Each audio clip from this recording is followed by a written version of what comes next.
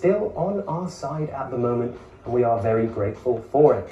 Now, the question might naturally arise to you, do we have eclipses on other planets? Is that possible? And the short answer is yes. In fact, you can get solar eclipses on other planets. You can get a solar eclipse on Mars, for example, and we have an image here, and in fact, as we can see there just in the telescope feed, the clouds were starting to come over, so now is a good time to talk a little bit about Mars instead. So this is Mars's largest moon, Phobos. As it eclipses the sun, it's not large enough in the sky for a total solar eclipse, but just a partial one, or you may even call this annular of a sort. Phobos is only 22 kilometers across, so it is a very small object, but it is very close to Mars, only about 6,000 kilometers away, so it does appear rather large in the sky. As well as that, the sun appears much smaller in the sky from Mars, only about 2/3 the size as we see it here from the Earth. So it's a smaller object to eclipse. And there is Phobos, one of the two moons of Mars, the other one being Deimos, only about 12 kilometers across. As you can see, Phobos is small, misshapen, looks like a potato. The reason for that is because it simply isn't massive enough to make itself nice and round under the force of its own gravity. But what about further out in the solar system? Can we get solar eclipses from Jupiter, for example? The answer is yes, we can. What we're seeing here is an image taken by NASA's Juno spacecraft, and what we're seeing is the shadow of Io, one of the Galilean moons, as it traverses across Jupiter. Now, Jupiter's a gas giant, which means it's got no solid surface for us to land on or stand on, so you can't really stand on the surface and view it. But if you were hovering above the clouds in a spaceship, you would be able to see that.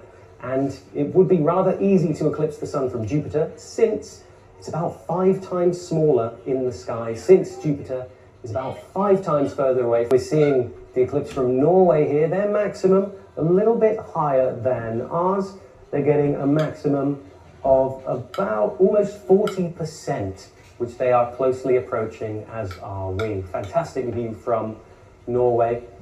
Here's our view back in Greenwich. We've got the sun back once again. The clouds have parted.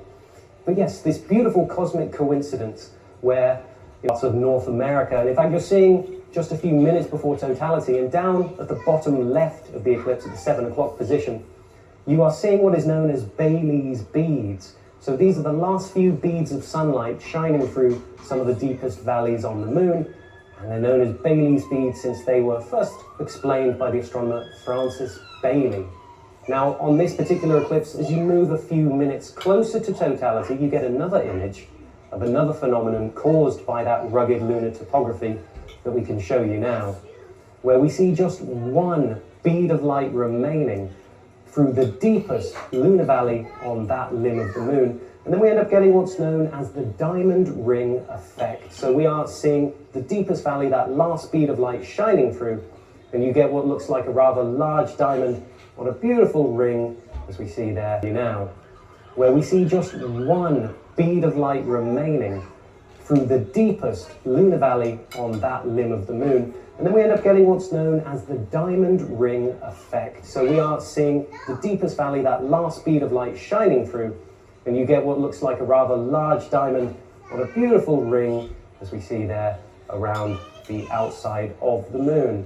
And then a few moments after that, we get totality of a total solar eclipse. And then the lunar topography sort of leaves our mind behind, and our eyes are instantly drawn to the solar corona, the thin, wispy outer atmosphere of the sun that we heard about earlier. Now that stretches millions of kilometers out from the sun's surface, and in places is over 1 million degrees Celsius. That's hotter than the surface of the sun, which is a balmy 5,500 degrees on the outer surface. Once again, the clouds have parted, but they are trying their best to hang around. They clearly like us, but we don't like them. So clouds, it'd be best if you went away. But there we are, Siena in Italy. Beautiful, beautiful clear skies and a fantastic eclipse. Look at that beautiful bite taken out of the sun. It looks like Pac-Man yawning. What a beautiful sight to see. Absolutely fantastic. Well, we have just passed over maximum here in Greenwich,